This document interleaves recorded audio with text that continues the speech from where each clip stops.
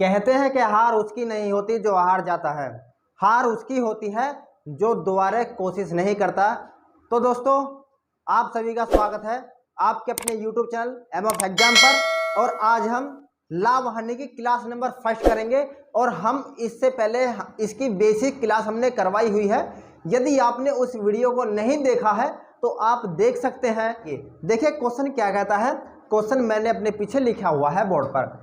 Question कहता है कि एक व्यक्ति 7,000 रुपए में एक किताब खरीदता है तथा 7500 रुपए में बेच देता है, तो उसे हानि होगी या लाभ, और लाभ होगा तो कितना परसेंट होगा और हानि होगी तो कितना परसेंट होगी। क्वेश्चन ने इसे बूझा है। देखिए हम क्वेश्चन को, ये बहुत इजी लेवल का क्वेश्चन है, लेकिन आपको समझाने के लिए, जीरो से हीरो बनाने के लिए इस प्रकार के क्वेश्चन बताने पड़ेंगे। चलिए चलते हैं क्वेश्चन को समझते हैं।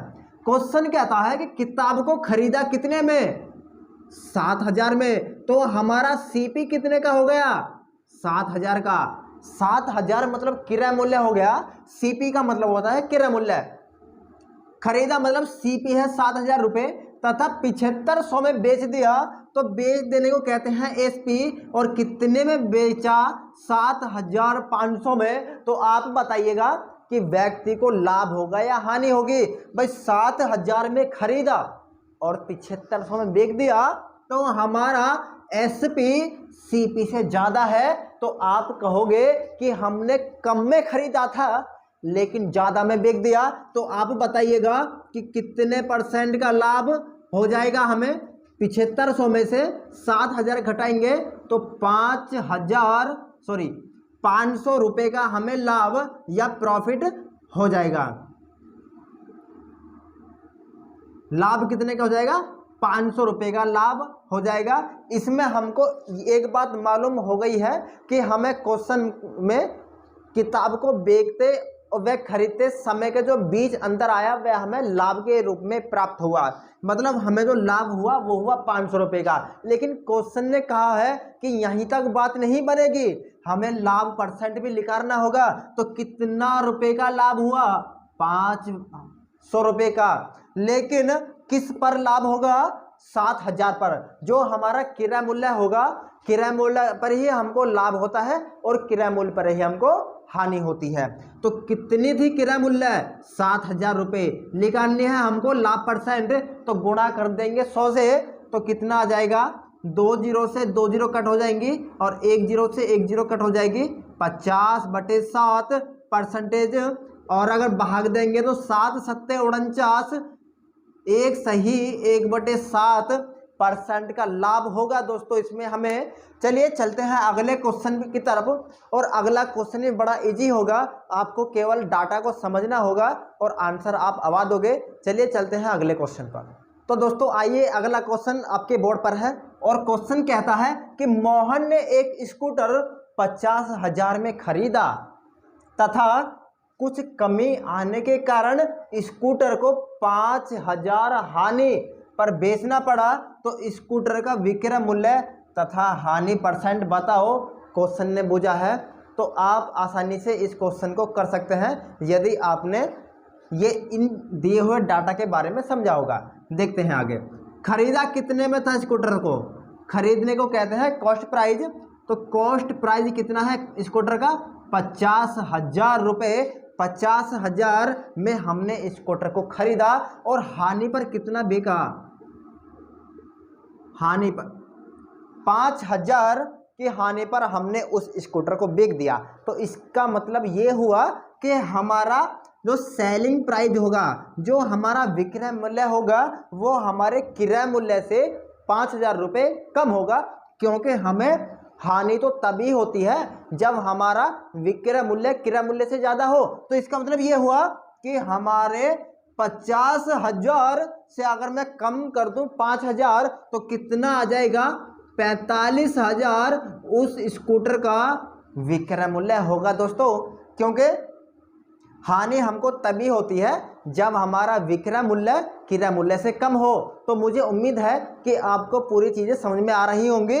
तो देखते हैं क्वेश्चन ने पूछा है कि उसका विक्रय मूल्य क्या होगा, तो विक्रय मूल्य कितना होगा, 4500 रुपये होगा। यहाँ तक आपने बड़ी आसानी से क्वेश्चन को कर दिया होगा, लेकिन क्वेश्चन ने पूछा है कि हानि परसेंट बताइएगा।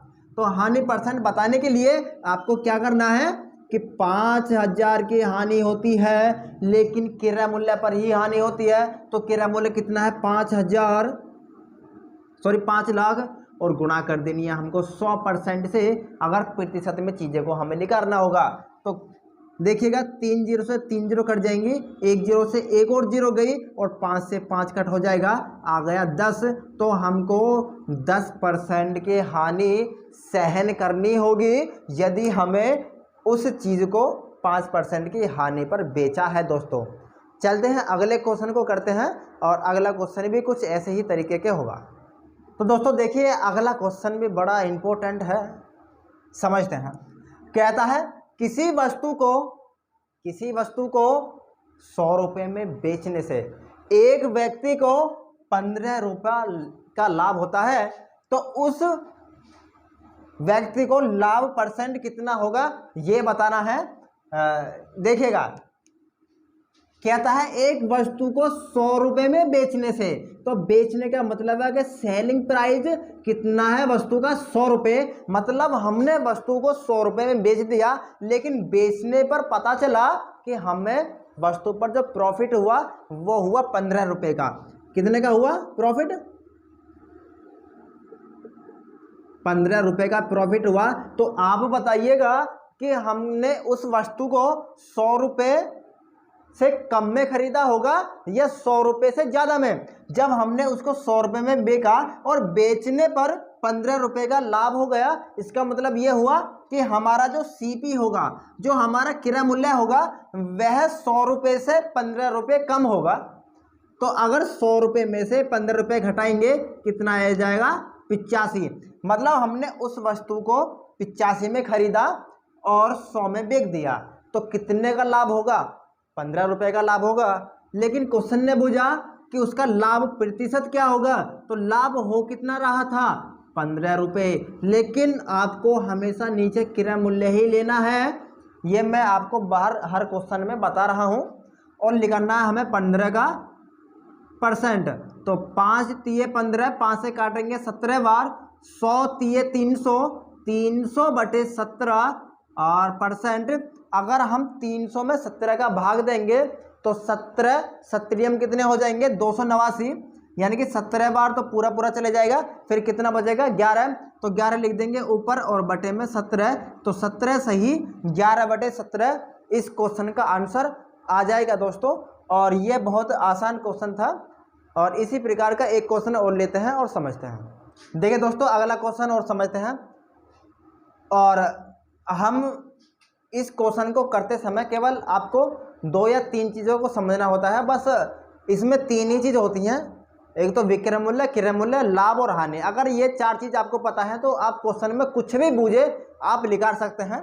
तो देखिए इस प्रकार हम करेंगे, एक वस्तु को 5500 में बेचने पर, मतलब सेलिंग प्राइस क्या है, 5500 में बेचने पर एक व्यक्ति को 500 रुपये की हानि उठानी पड़ती है, 500 रुपये की हानि उठानी पड़ती है। तो इसका सीपी क्या होगा, मतलब कॉस्ट प्राइस क्या होगा।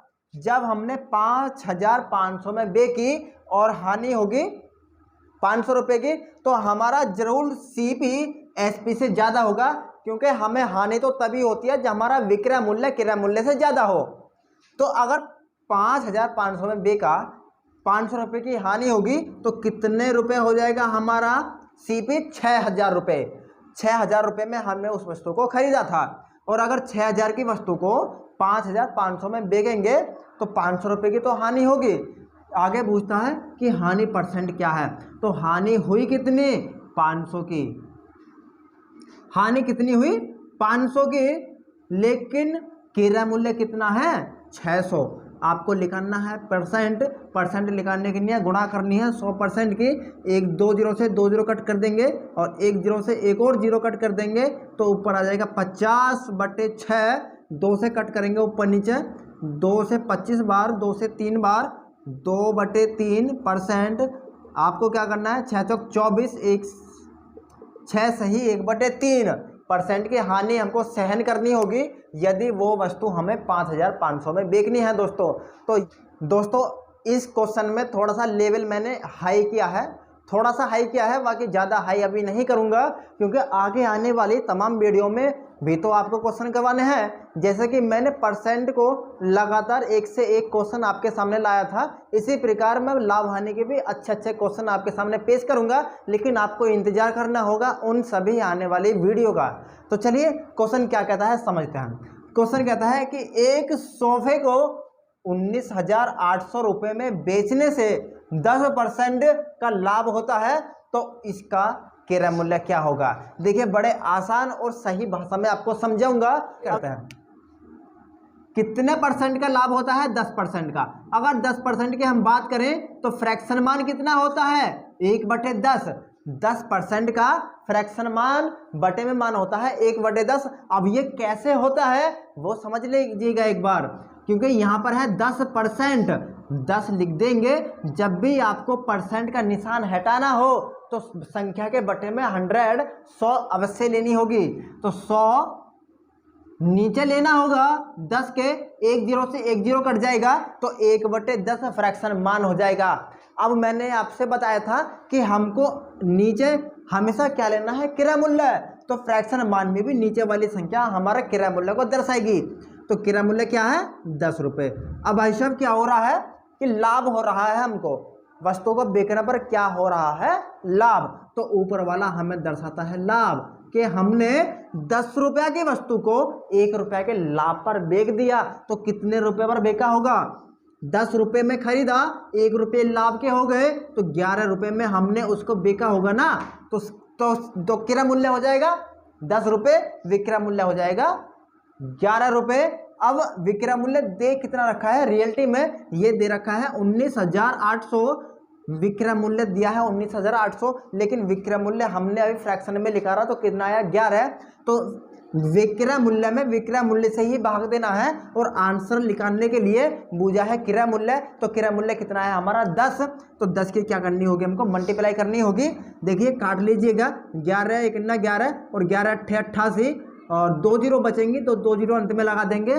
तो 1800 गुणा 10 अगर हम गुणा करेंगे तो कितना आ जाएगा, 18,000 उस वस्तु का क्रय मूल्य आ जाएगा। आपको ये क्वेश्चन बड़े अच्छे तरीके से समझ में आ गया होगा, मुझे पूरी उम्मीद है। अगले क्वेश्चन पर चलते हैं, और ये क्वेश्चन इस वीडियो का लास्ट क्वेश्चन होगा।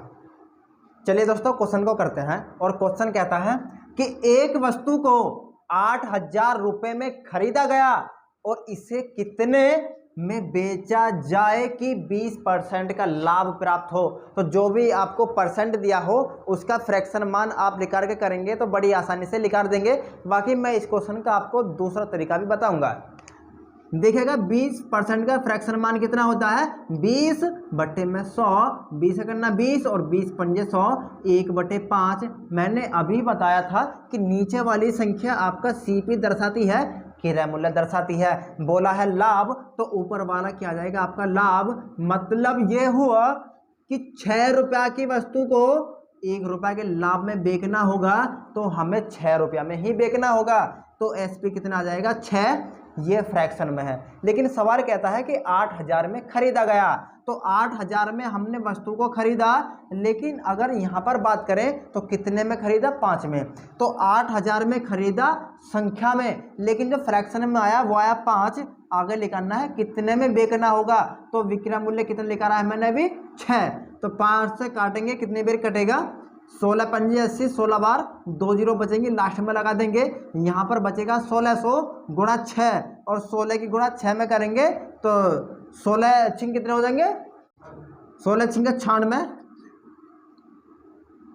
तो 9,600 में उस वस्तु को हमें बेचना होगा यदि हमें उस पर 20% का लाभ कमाना है दोस्तों। तो ये हमने आज की वीडियो में आपको बहुत बेसिक तरीके वाले क्वेश्चन करवाए हैं, और मुझे उम्मीद है कि आपको ये क्वेश्चन समझ में आए होंगे। तो चलिए मिलते हैं आपसे अगली वीडियो में, तब तक के लिए नमस्कार, जय हिंद। लेकिन आप जुड़े रहिए एम ऑफ एग्जाम से।